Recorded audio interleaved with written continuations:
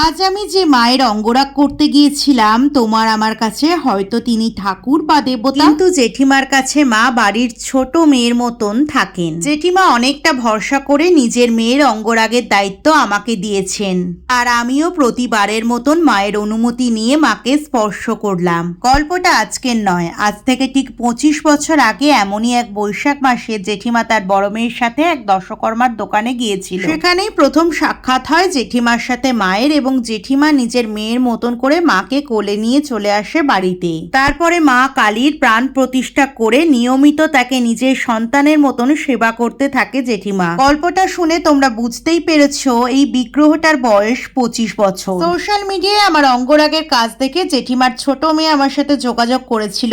কাছে হওয়ার কারণে আমি একবার গিয়ে দেখেও এসেছিলাম বিগ্রহটা, কিন্তু সেখানে যেতেই জেঠিমা আমার কাছে একটা বিষয় আবদার করে বসে। মায়ের যেহেতু প্রাণ প্রতিষ্ঠা করা আছে, তাই জেঠিমা চেয়েছিল জেঠিমার বাড়িতে বসে আমি যেন মায়ের অঙ্গরাগ করে দিই। কিন্তু সমস্যা হচ্ছে বিগ্রহটা যেহেতু অনেক পুরনো হয়ে গেছে, মাটিটা একদম নরম হয়ে গিয়েছিল এবং কোথাও কোথাও মাটি আলগাও হয়ে গেছিল। সেগুলো রিপেয়ার করতে আমার 2-3 দিন সময় লাগতো। আমি নারাজ থাকলেও সবই মায়ের ইচ্ছা। কেমন দেখো, বৈশাখ মাসে আমার হাত দিয়ে সেজে নিল, যেমন ভাবে নিজের ইচ্ছায় ঠিক 25 বছর আগে জেঠিমার বাড়িতে প্রতিষ্ঠিত হয়েছিল। এবার তোমরাই বলো মাকে কেমন লাগছে।